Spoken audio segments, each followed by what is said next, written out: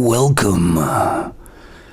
So here's an experience I had that basically helps to build the picture that I've got now as an older man. You know, maybe it was just a corner piece of the puzzle, but it needed to be there. And it's when I was there a young man, and I was living in Canada, and was in this smallish town. Not really that small. I think it was about 2,000 people, something like that. That's probably small. And there was a big strip outside of the town where there was a load of factories. In those days, factories were very popular. It supplied a lot of work for the people in the area, which is good. And I worked at this factory for, a little while. And some people worked there all their lives in those factories. A factory is a bit different than working, say, in an office. A factory works on one thing: production. So there was men and women working there, of course, and everybody who worked at the factory had to go under the law of productivity, right? That's what it's all about.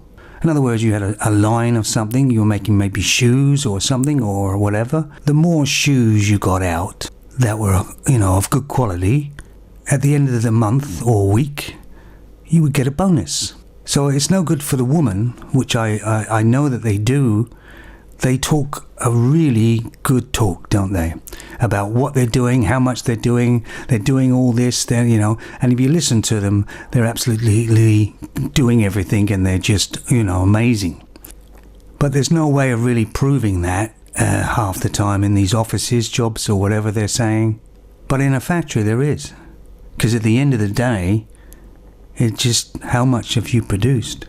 At the factory, they couldn't backstab, well they did, but you couldn't backstab somebody and get ahead or, lie about something and get away with it, because it's all down to productivity at the end of the day. How many shoes have you done? How many things have you created there? Your basket, how full is your basket? What I found in this factory was that men made quite a lot of bonus. Some women made bonus, but not all of them. Some of them just did a normal day, and that was it. They didn't make a bonus.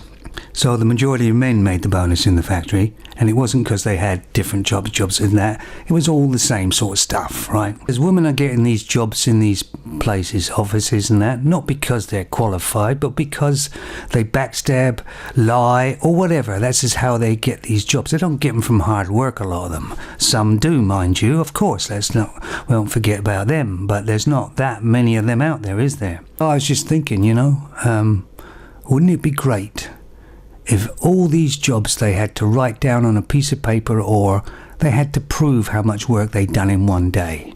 Not talk about how much work they've done. I want to see proof of how much work you've actually done every day. I mean, how would that really work out? Would that work out the same as the factory I was working in, that men would produce more than women in a day? And this is something that happened at the factory not that regular, but quite often, was that a lot of women were let go because they couldn't produce a certain amount per day, right? Of course, you can imagine nowadays that wouldn't be allowed, but that's the way it was, because that's how a business survived, how a factory survived. They had quotas to meet, and if they're not producing, this person's not producing enough, it doesn't make it viable for them. But just thinking about it, this is on a sort of a different topic, and that is that I used to know people, that were at this factory apparently, and they'd been there all their lives, right? And if you look at them, they were doing the same job, the same movements with their arms or whatever, day in, day out, every day. How can anybody really do that? I mean, it was a type of factory where you actually clocked in and clocked out, that sort of factory. And I just couldn't imagine doing that same job. Now, mind you, these people, because they've been doing it so long, were very good at it. In other words, they produced a lot of stuff, but they were more like a robot, actually, is what they looked like to me. I just couldn't do it not for the money. They were getting good money. Couldn't do it. My brain would obviously just go dead. There was called a thing called Sonority, where if you stayed there longer, you got better, benefits. You got, that sort of thing. So the longer you stayed there, it's advantageous for you to stay there.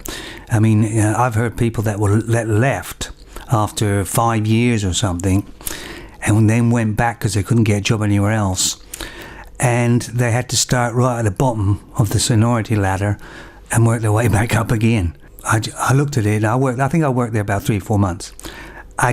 There's no way I could do that. All right, you're in your own town, it's not too far to go from work home again, but I just couldn't visualize me doing that for 25, 30 years or something. I mean, what do you think? Anyway, see ya.